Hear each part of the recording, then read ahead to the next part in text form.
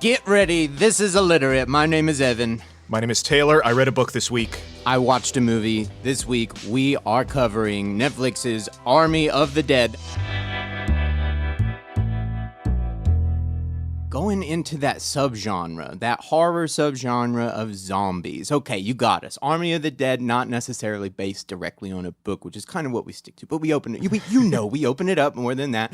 So, why we chose this one? We chose this one to look at the zombie subgenre because of Mr. Zack Snyder. We just did the Justice League, and so he's back with this. He also is the director of the remake of the Dawn of the Dead. So this is his return to horror, but it's a spiritual sequel to his remake of the amazing George Romero's Dawn of the Dead.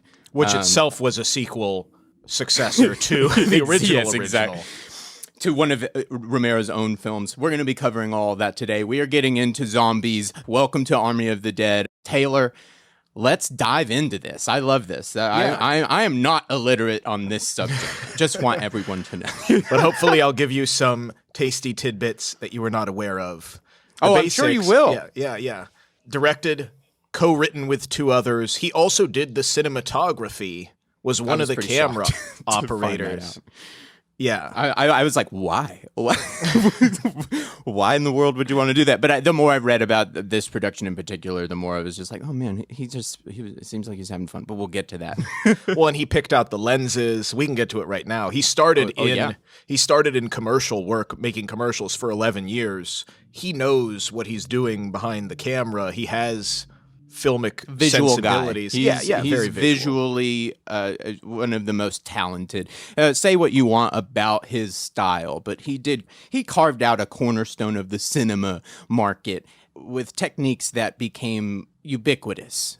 People ripped him off, and it became overdone and droll. When we first saw some of his techniques, the super slow-mo, the high, all what he got famous for, it's entered the zeitgeist for cinema, and it's something that really only Mr. Snyder himself can cook up. I am always loved his earlier films, so this one in particular has had my attention that he's going back to horror, and he wants it to be more like his earlier films. And Netflix also loves what he does. Here's the hype machine around this. The first Netflix film to receive wide releases at a major theater chain. But the bigger thing is the fact that there's two prequels already being made. A film called Army of Thieves, focusing on one of the characters, one of the side characters, and an animated series called Army of the Dead Lost Vegas, which these are all going to be on Netflix. And Zack and Deborah Snyder, who's his wife and producer, said they're ready to go on a sequel. And I think the end also facilitates that, where it sort of ends in a little wink and a nod to. So it's like they're going whole hog on this. It's going to be some big property that revitalizes zombies for the 700th time. It sounds like it took 15 years to get this thing really up and running. It's been in development hell for that long. Because I read that he had gotten the idea while they were making Dawn of the Dead. Right. Yeah. The film was announced in 2007, was originally going to be the debut of the guy who made the remake of The Thing. Okay, yeah. But then the financial crisis of 2008.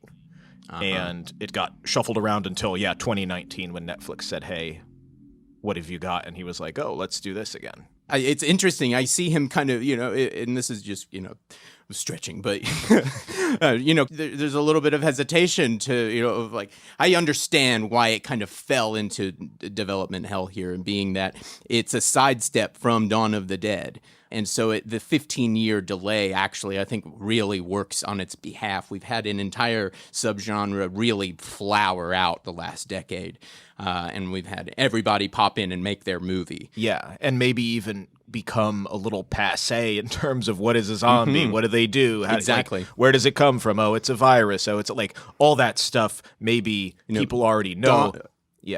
Walking Dead is ending. Like, we are it is, that is the mark of it. They've kept that going for 10 years plus now. And I think The Walking Dead as a series is really the hallmark of the zombie boom.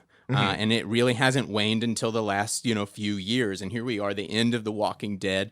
It seems like an amazing time for Zack Snyder to come back to this idea and really flesh it out. Now everybody has popped in, made their movie in the genre. Now he's armed with all of his creativity to go and do whatever he wants without thinking about Dawn of the Dead, George Romero, that lineage. And then for it to be after such an emotional event in his personal life, for this to be a father-daughter story. Yeah. I mean, God, what could be better than this? And there's a lot of things that he throws in, which we'll see are precursors that he's pulling from in terms of what the zombie genre is. So he's got an alien origin teased at the beginning of how this came to be. Yeah, it's in right. Area 51. There's questions. I read saw there was robot zombies. Yeah, I didn't see it, but like I read about that. Like this is Yeah. in all directions, and I'm kind of all about it. I particularly am excited about the anime. Right. There's two different species of zombies, like a smarter version that is procreating, and there's baby zombies, and all these things that people are like, "Whoa, this is way different." Things we've seen in like video games since, this Or is, other yeah. Let's not forget, and we'll get to those types of things. Well, This is multimedia's genre that they're massive hit video games. I mean, and I think Left 4 Dead is coming back. I think they're actually making a sequel. I'm sure. So all of this stuff, as we go along, hopefully you'll see is a lot older than you realize than Zack Snyder's Army of the Dead 2021, right, and comes from the very beginning. So let's start with early films, and then we'll work our way into George Romero, which is what we know as the modern zombie. The early one that really popularizes the zombie as a part of an American horror film is called White Zombie, and it came out in 1932. This is the first feature-length zombie film. A young woman transforms into a zombie at the hands of a voodoo master in Haiti who is using them for manual labor. So he has to kill her, brings her back to control her, and then other films follow. The zombie having blank-eyed stares, the voodoo drums, and being used for manual labor. Is there anything on where they were drawing, where White Zombie was drawing influence? Yeah, so the zombie term in general comes from Haitian folklore, a dead body reanimated through magic. But literally, like, if you ask somebody, maybe they would know that fact. Right. But, like, that's all I've ever heard as well. So I looked a little bit more into this. And the Voodoo religion is a whole religion. There's lots to it. So this is it's like saying, oh, let's talk about Catholicism. We're just opening up a little window here, getting a draft. We're going to close it. Yeah. So in terms of the zombie situation, the term is Bokor, which would be like a parallel would be a sorcerer or witch. And this person remains under their control as a personal slave, having no will of their own.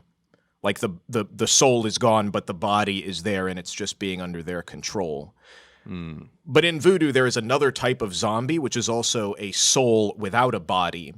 So that soul can be sealed and in a container and given to somebody to bring good luck. Eventually, God will claim that soul. So for the two different zombies, each one is missing a half, either the flesh or the spirit.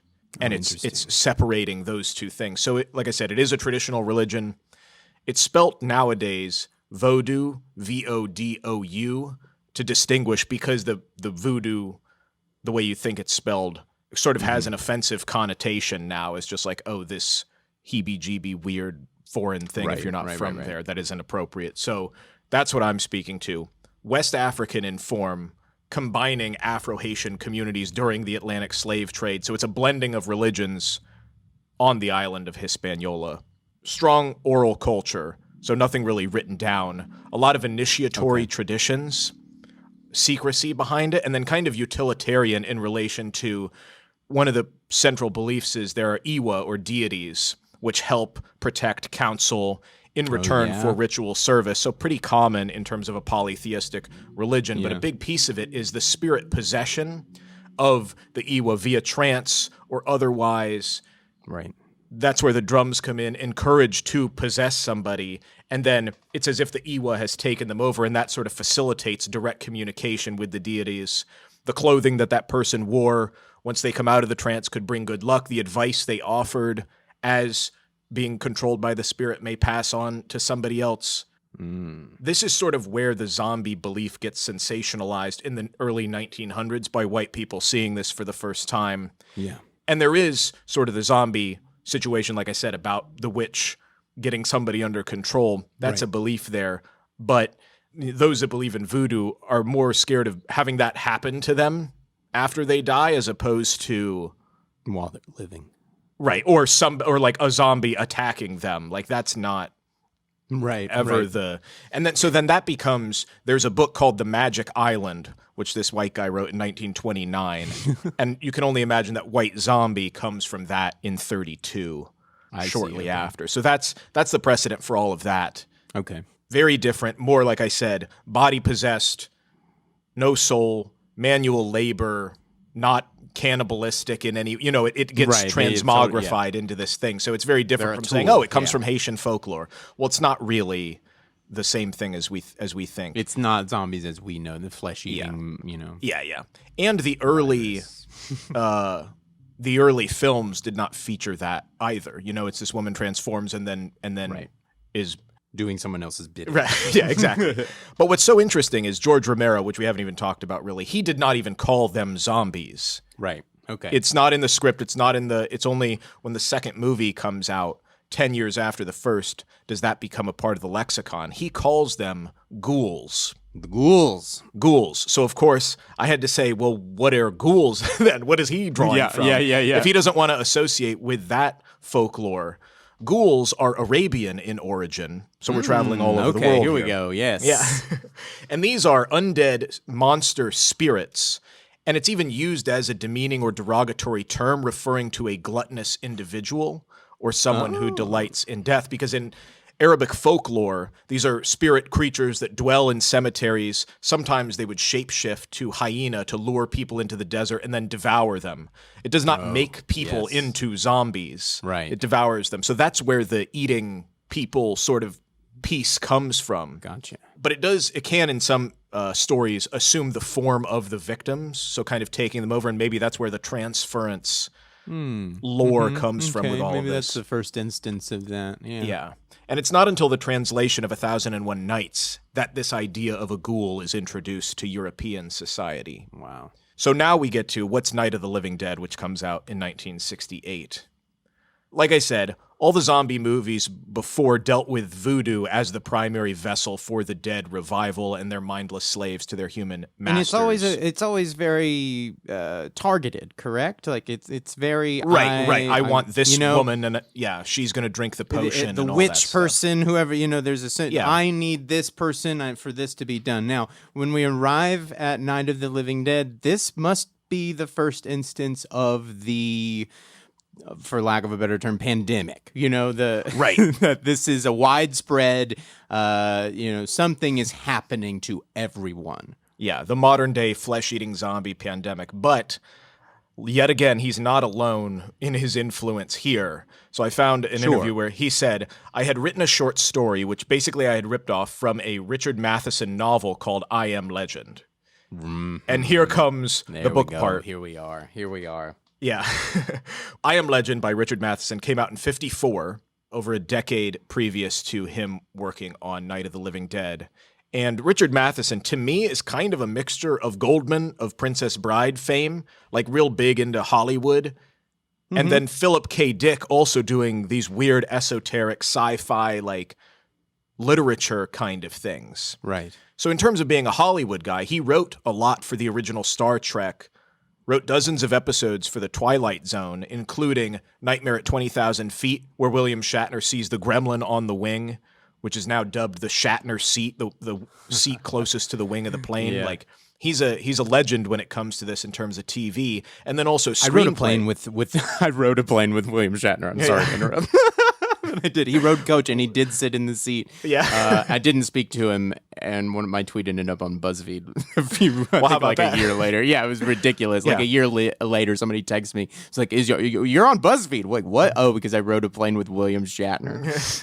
Well, you can thank Richard Matheson for popularizing him and planes. But beyond TV, he wrote screenplays as well. 1957, The Incredible Shrinking Man.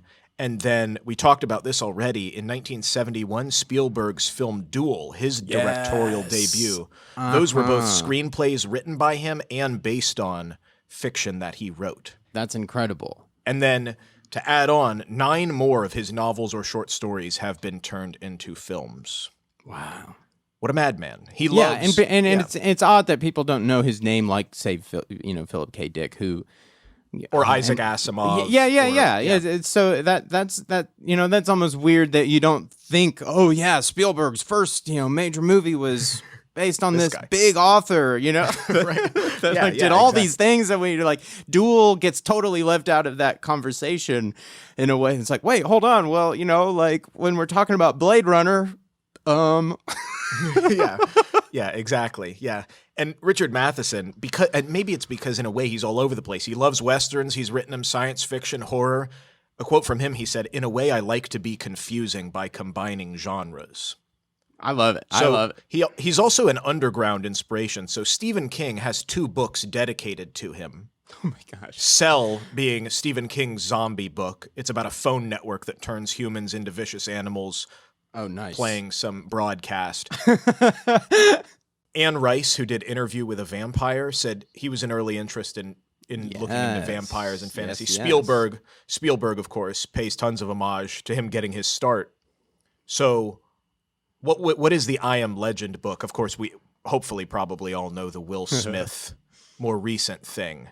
But this is where you're talking about, this is the first global pandemic-esque scale. This is the book that popularizes the concept of a worldwide apocalypse due to some disease that transforms people. And so I don't think what most people know in terms of this, because the Will Smith one did it a little different, is his inspiration. Famously went out to a tune of its own. Yeah, just did what it wanted to do.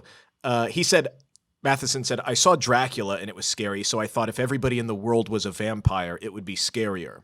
So this is all about vampires. This is not a zombie apocalypse, it's a vampire apocalypse. Right. Which confuses a heck of a lot of people. Yeah. But he plays into the stereotypes of vampires in folklore because there really, Romero hasn't made his movie yet. There isn't a zombie apocalypse. So this is what he's playing off of. So the blood-sucking, the pale skin. If everybody was a vampire, so if everybody was like a slightly less human. Yeah. Like, what would that culture be? And that's the whole vampire. The world be? Yeah, the vampire thing, too, is that it transfers from one to another and then you become a vampire. But they look like people and they're completely lucid. And the main character tries to understand them. This is years after the outbreak. There's swarms around his house at night.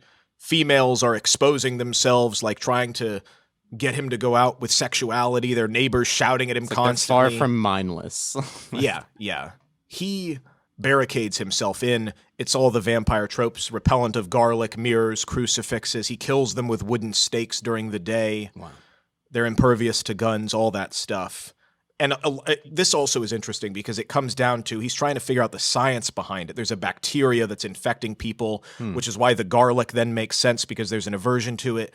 The wooden stake opens up enough air in the wound so that the bacteria then gets oxygenated or something, there's science. That's cool. Reasons to it, which does tie more into modern zombie stuff. Of course, the classic Will Smith thing, he finds a stray dog and brings it back, but then it dies. And then the other thing that's interesting relating to Army of the Dead, there are 2 types of vampires in the original I Am Legend. Those that are conscious with the infection and those that are reanimated, who were a corpse, reanimated by the bacteria. Gotcha, okay. And then the ending follows the fact that there's this woman, after 3 years of this guy being stuck, she's a new breed of vampire with a mutation, so she's a spy, she can be out in the daylight, and these new vampires are dispatching all of the undead, sort of zombified ones. He's captured and sees the fear of him, and that's the whole I Am Legend. He's the last person.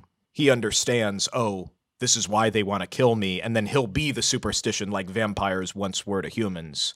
He's the last human. So that's the whole book, which takes a different tack with the Will Smith one. But a lot of it is it's as if those filmmakers, why couldn't they sell a vampire movie at that time? Why did it? Right. Why? Do you understand the title? Yeah. Who says that if they're all mindless zombies? Who's calling him legend? Right. Yeah, exactly. Yeah. I loved the book. I read it in high school. And the big takeaway from it being that this is the first real zombie apocalypse type story other apocalypses are nuclear or you're looking for other survivors. Like, he is the last person. A critic had said this was the greatest novel ever written on human loneliness. Like, it's so interesting. Yeah. Who this, it's also in a suburb, you know, it's not in New York to show the grandiosity of the desolation. It's just him alone. Everybody he knew has changed. But Romero wasn't just inspired book-wise. So like you said, Matheson, big in Hollywood. This is adapted a decade later. So 1964, still before the zombie stuff. It's titled The Last Man on Earth, and Vincent Price is the main guy. And Matheson partially wrote the screenplay. A lot of changes, dissatisfied. He's credited a different name entirely. His name is not on it, alongside other writers. It's in the public domain now, so I'll post a link. It's black and white. Then there was also 1971, The Omega Man, and then 2007, I Am Legend, which had actually been in development since 1994. If you're talking about why didn't they lean in, like just running the gamut. Tom Cruise was involved, Mel Gibson, Ridley Scott was going to be a director at one point. Arnold Schwarzenegger was the main guy. Who doesn't want to do that story, you know? Yeah. Michael Bay was directing, then Guillermo del Toro was going to direct, and finally it got made with Will Smith. All of that aside, back to Romero. So he's read the book, he's seen The Last Man on Earth in 1964. He's making this Night of the Living Dead. Yeah. Interesting parallel to Zack Snyder. He wrote, directed, and photographed, and edited Night of the Living Dead. Yeah. And then he also got experience making television commercials, which again, Zack Snyder had been doing commercials for 11 years, so he knows his way around the camera. Commercial directors, baby. And this is Romero's directorial debut, which the remake of the second one was Zack Snyder's directorial debut. Similar to Mortal Kombat, like we talked about, it was released shortly before the institution of the rating system. So that's also why it got lots of buzz and controversy, was for the violence and gore for the time. But that, of course, made everybody want to see it, and it earned 250 times its budget. Good Lord. Which is just insane. It's definitely it's been a favorite of mine, particularly around Halloween time, but it's been a favorite of mine since I was in middle school, to be honest. I'm huge into horror. I definitely was and when I was in public school.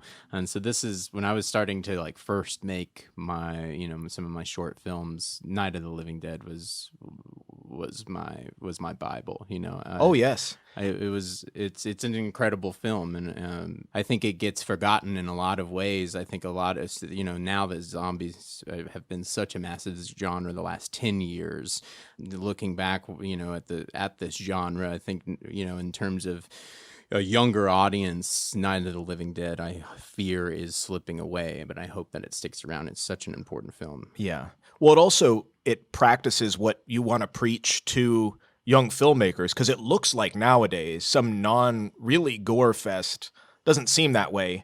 And it seems like, some 20-year-old could have made this, but the home movie quality. That's why like I was eating it up in high school, man, because I'm like, I can do this. Yeah. And then the big thing that Romero is talking about, because this had a bunch of different drafts. An early draft was about a young man finding rotting human corpses that aliens use for food in a field. Oh, interesting. And then another draft had these reanimated corpses, the ghouls, as he's saying, that consume the flesh of the living. And then alongside I Am Legends, like, this is becoming a global thing, coupled with the origin of it, the changes that these people are having, being radiation from a space probe from Venus. Because Plan 9 from Outer Space came out in 1957, which is about aliens reanimating and then driving people to attack cities. So you can see all the connections to zombies, ghouls, vampires, the slow-moving, reanimated, it's like you eating threw people. 6 puzzles out onto the floor, and you tried to make something out of all 6 puzzles as one thing. Yeah, all from literature, other This is what I love. It's pure art. It really is. There's a fine line between recontextualization, appropriation, and then like actual you're innovating. Mm-hmm. You're in the medium as a trailblazer.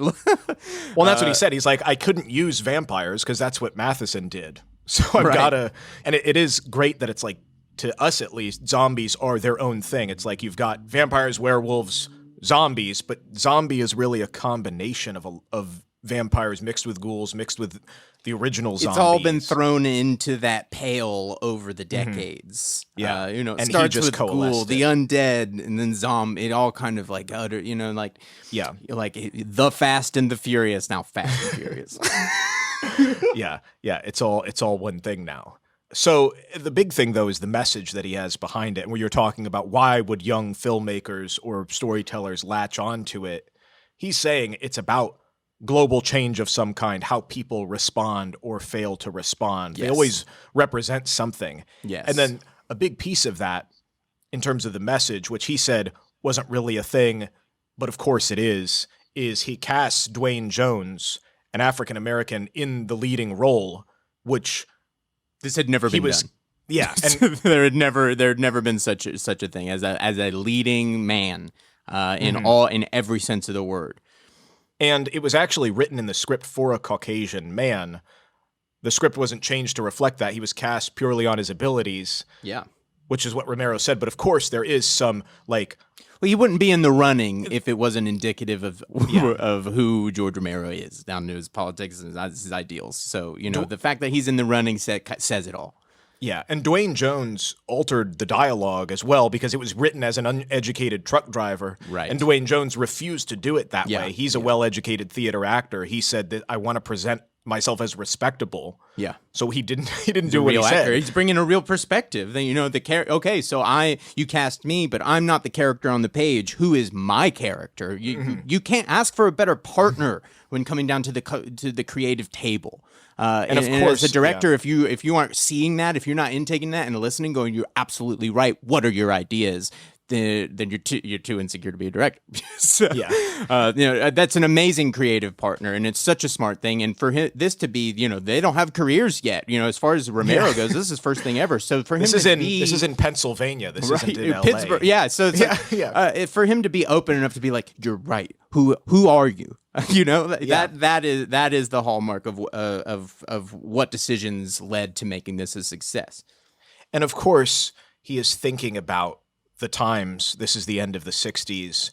Yeah, make no mistake. I think we've talked enough about the 60s on this show for us to understand by the time we were in 68. I don't know if King is dead yet or not, but so on the day he was going to get distributors for the film, that's when MLK was assassinated. Wow. So this is also at the end, spoiler, at the end of this film, everybody dies. He gets shot thinking he's a zombie, which if they say, oh, there's no illusion, he was just making it, but like clearly he's speaking. That's his whole thing, is having a message. What do the zombies represent? What do people represent? It's really open. It's put in there. It's like, oh, they thought he was a zombie. Oh, did they think it, or does it matter? Are they just out there hunting?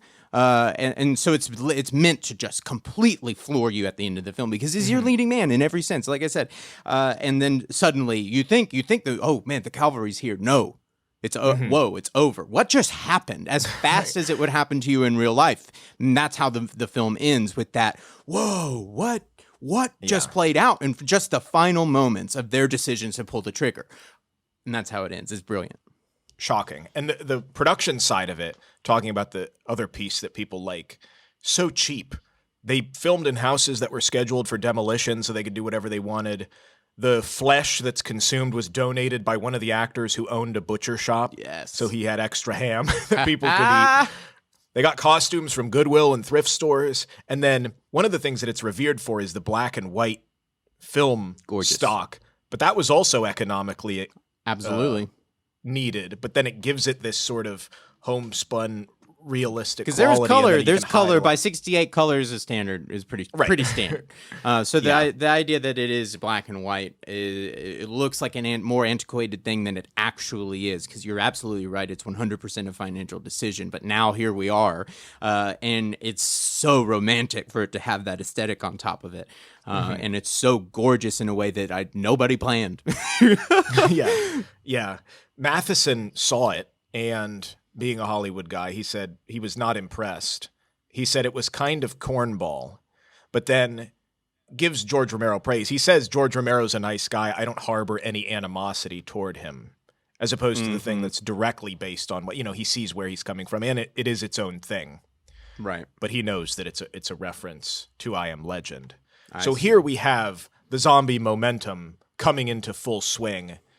Screenplay never uses the word.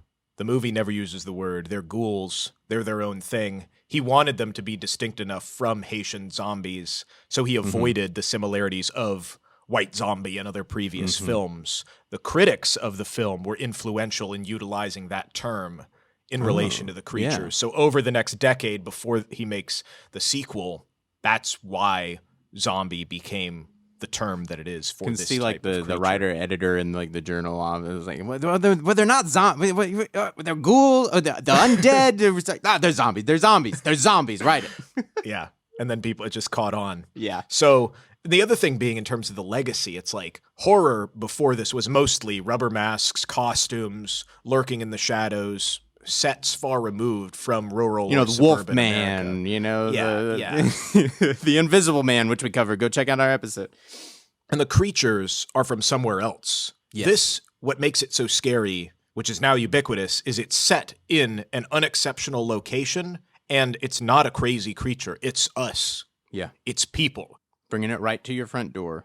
Yeah. Right to the Halloween, mundane. Friday the 13th, Nightmare on Elm Street, they all owe this film that formatting. That like, oh, this is some creepy The idea to thing right bring next to it. this really into the suburbs, bring it to your front door, bring it to the countryside. That's you couldn't be more spot on. Into the 70s, the horror, the idea of what the fear of the unknown is creeping closer and closer to the self. Until it really catches on in this genre. You can't be more right that it pushes the focus of the fear further and further to the center over the next 2 decades, through the 70s and the 80s, which is really horror's like heyday. Yeah. And so what's fascinating about that, where's Romero go? We see this often with creators. He avoids making a sequel to not be stereotyped as a horror director. He makes a bunch of other films that are adjacent, but not really. The Crazies, a couple, which is similar, but not exactly. But he realizes the zombie becomes his vessel for messaging. He's taking on a consumerist critique in his sequel, Dawn of the Dead, in 78, where they take refuge in a shopping mall. Realizing that you could say a multitude of things through the zombie, and this is the first kind of stretch at that. It's like, okay, so it's I said what I said about your political alignments and that idea, but now what about your personal choices as a whole, as us as a culture, and what we're attracted to, and what we spend our money on, and where do we spend our time? Those things were under assault in Dawn of the Dead, and so that blows up. His co-creator, they split ways and was making other zombie movies under a similar vein. He goes on to make, I believe, 4 other sequels before he passes away. But there is a waning slowly as it trickles away. These things come in cycles. And so coming into the 90s really isn't that much. Here we flip to a different media entirely. So 2 big pieces of a resurgence. One of them is video games. So the late 90s, Resident Evil comes out, as well as House of the Dead, revitalizing zombies, but in video game form. They also take the more science, action-based approach. And this is the origin of the trope of the fast-running zombies. right? Is taking place in these 2 video games. So they update it. Also, zombie films are huge in Hong Kong cinema, Japanese cinema, Chinese cinema. There is a type of zombie-esque creature called a jiangshi, which is a reanimated corpse from Chinese folklore, also known as the hopping zombie or hopping vampire.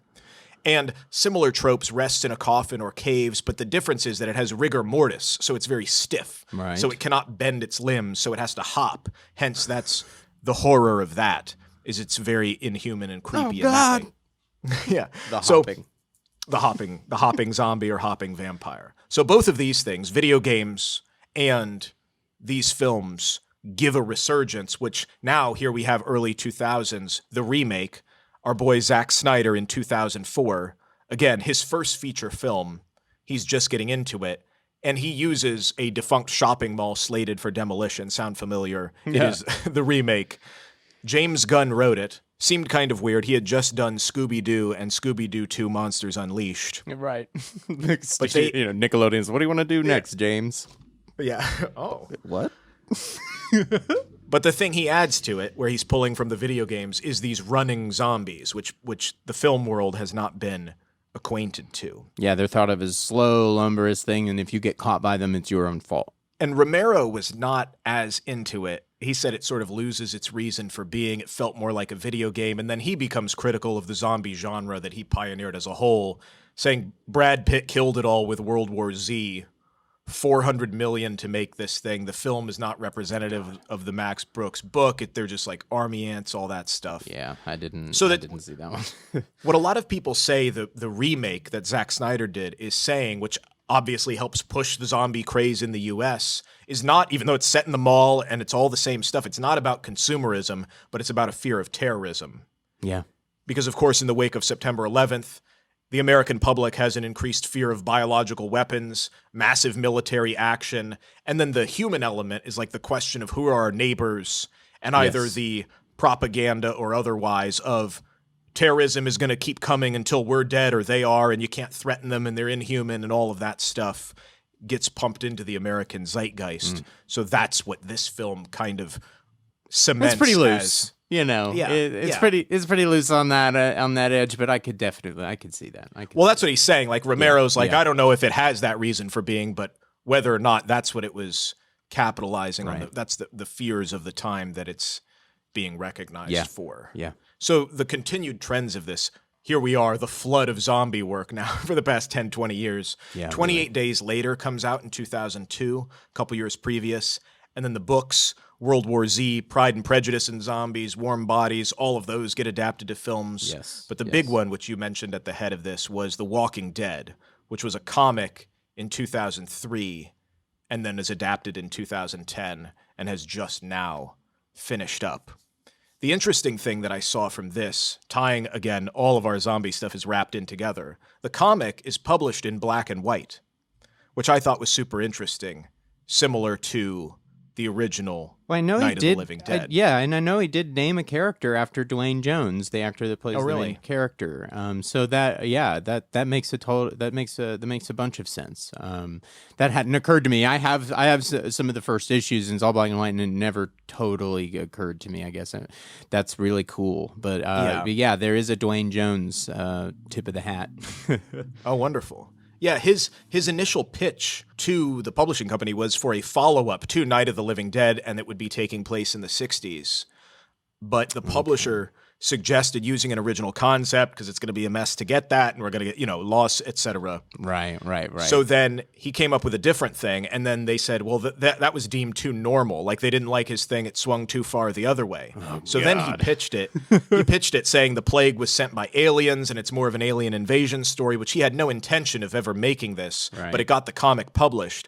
But it's never addressed in the comics, and I'm not sure, because I haven't seen all the show, if it's ever really explained how this started. But Kirkman said on Twitter of last year, when the end of the series came out, that it was a space spore, which I believe then harkens to Night of the Living Dead, which he was saying it was from a probe in Venus. Because it doesn't, the zombie lore, a big part of the mythology is that often it doesn't really matter. Right.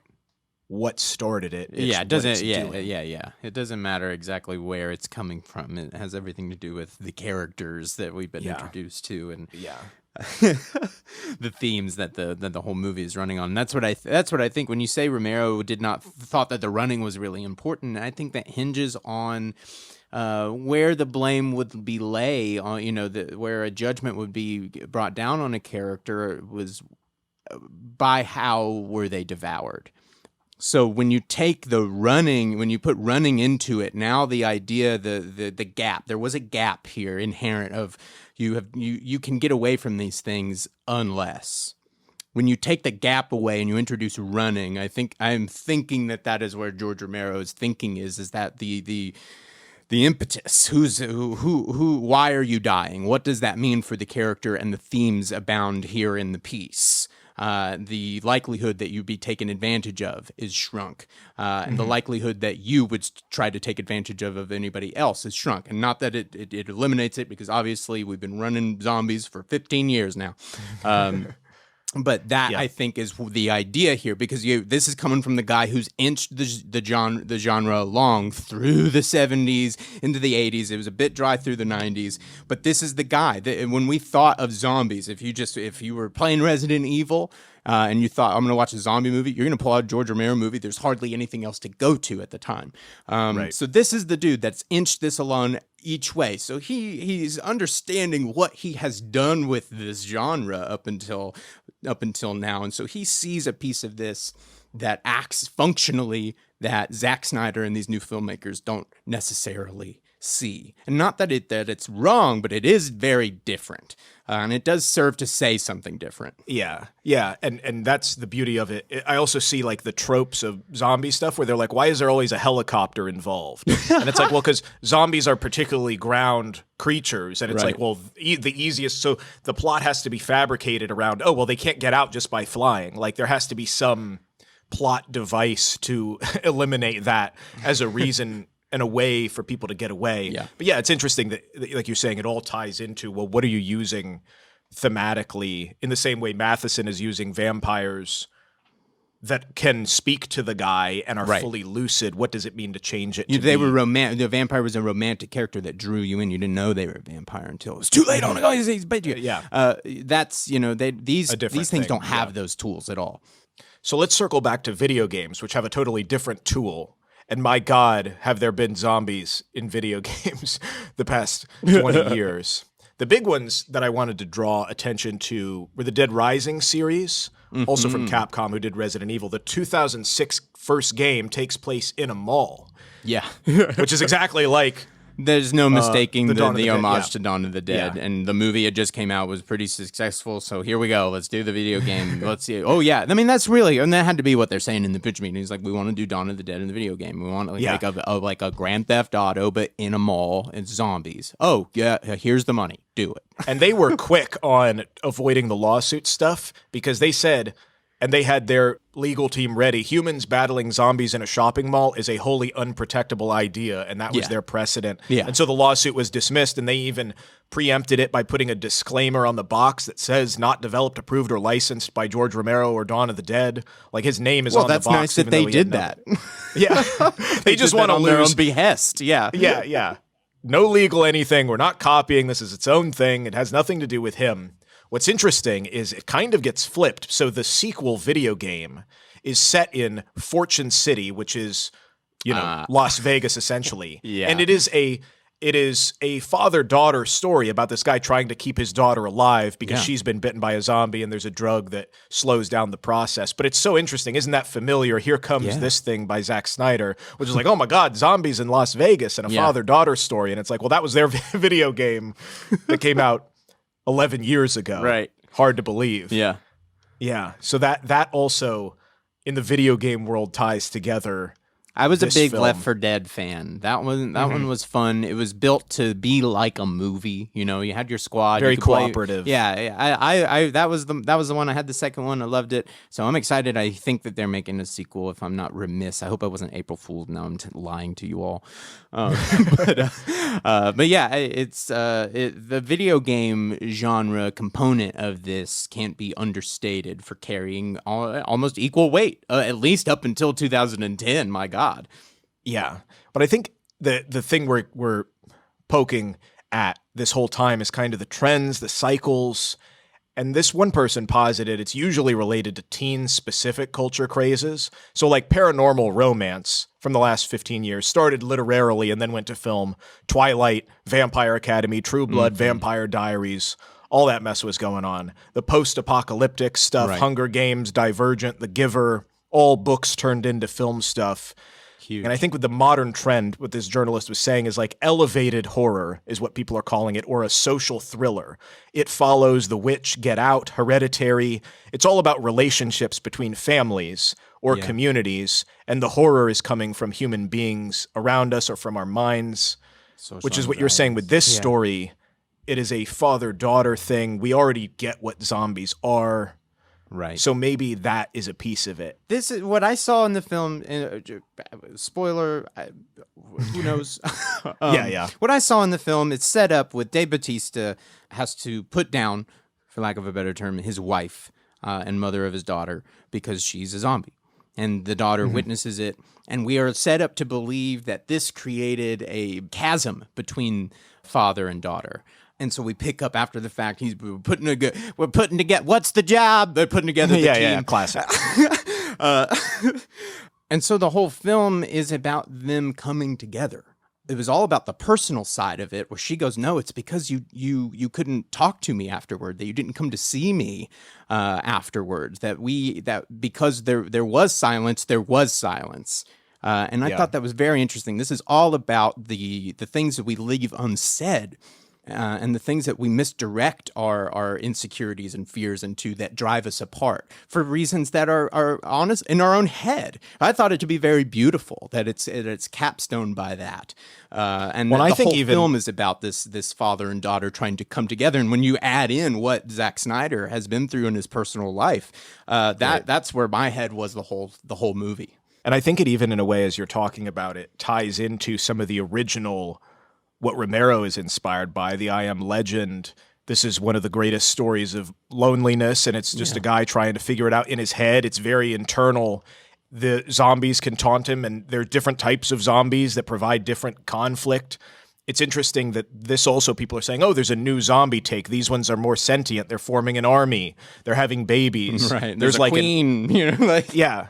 There's an empathy that has to be carried out where it's like, oh yeah, you can just, it's almost a mercy to shoot the old style zombies. There's a line, and they say, one of the characters says early on, the German mercenary woman says, they are not what you think. And it's very, very much directed at the audience. Like, these zombies are not what you think. You're about to see something different. And it is fascinating how he opens this up to, there's a whole culture zombie, it is. Which is very much I Am Legend. They are taking over in the new one. So I think it is, we're talking about like the modern trend. He's already, Zack Snyder, that is, put in everything we already know about zombies and heist stories. But here comes the more modern thematics, which maybe will be carried out in the rest of what they're trying to do with this. I just thought the journey of a father and daughter coming back together. And seeing it lay bare that the function of the zombie here was trauma, unconfronted trauma that pushes us apart. I thought it was beautiful, and we're finally being able to bring this genre closer in. Yes, we got the social pressures going on, the state of the world. Now we're pushing it inward further. We're further pushing that lens in of going, okay, we have the social ideas here, but what about the self? And how do these social things affect when an event like a 9/11 happens? Well, how does that actually affect me and my daughter in ways that we don't speak, in ways that we don't talk about? The really digging under the surface of what does trauma do and how does it push us apart in silent, insidious ways. I think that couldn't be a better reason for somebody like this to make a movie like this. I think it's definitely, the zombies have been the external horror, like projected of what we think, and maybe you're saying, the new trend for zombie stories will be a reflection inside. It's the internal horror of our minds of what it is and what we think it is. I loved it. I hope you loved it too. Thank you so much for listening to us. Thank you, Taylor. This was incredible. Thank you, I love this. Let us know what you are into. Let us know what you're watching or what show you're excited for. Are they adapting something that you're really into? Let us know to keep an eye out for it. You never know when we'll do something on your favorite thing. So keep in touch with us at IlliteratePod on Instagram. And we will catch you all next week.